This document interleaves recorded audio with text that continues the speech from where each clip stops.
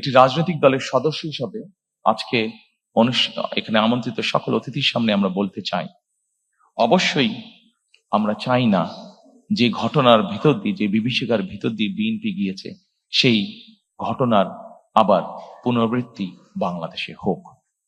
কারণ এই ঘটনার যদি পুনরাবৃত্তি হয় তাহলে কোনোভাবেই শান্তি প্রতিষ্ঠিত করা সম্ভব না। আমরা ক্ষতিগ্রস্ত হয়েছি, আমাদের নেতাকর্মীরা পঙ্গুত্ব বরণ করেছে, সহায় সম্পত্তি হারিয়েছে, কিন্তু প্রতিশোধ কখনো শান্তি এনে দিতে পারে না, প্রতিশোধ কখনোই ভালো কিছু এনে দিতে পারে না। এবং সেজন্যই আমরা মনে করি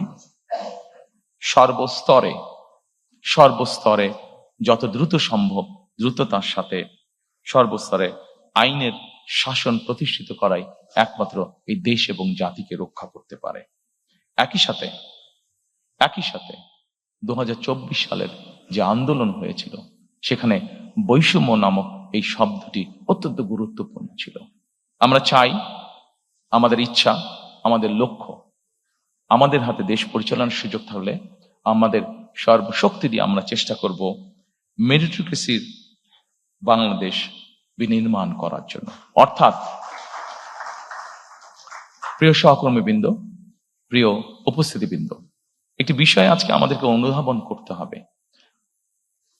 একটি রাজনৈতিক সরকার হিসাবে আমরা যদি সঠিক ব্যক্তিকে সঠিক জায়গায় নিয়োগ দিতে না পারি, একটি রাজনৈতিক দল হিসাবে আমাদের পরিকল্পনা আছে, আমরা এমন কোনো ব্যক্তিকে যদি এমন কোনো জায়গায় নিয়োগ দিই যার যোগ্যতা তার নেই, তাহলে সবচেয়ে আগে ক্ষতিগ্রস্ত হবে আমার সেই রাজনৈতিক সরকার।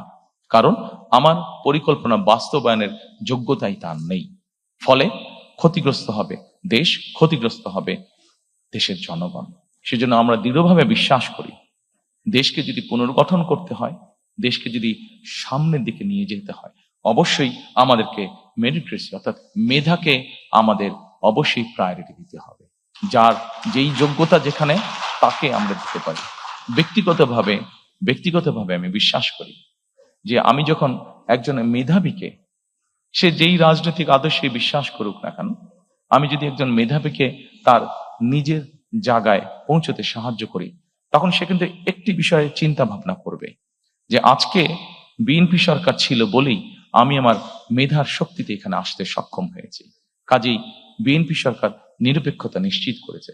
কাজেই আমি চেষ্টা করব যে বিএনপি সরকার নিরপেক্ষভাবে যাতে তার কাজ করতে পারে, সেই চেষ্টা আমি করব। পুরো বিষয়টাকে আমি এইভাবে দেখি এবং সেই জন্যই আমি মনে করি যে যেইটার যোগ্য, যে আর যেই মেধা আছে, তাকে সেভাবেই সুযোগ দেওয়া উচিত।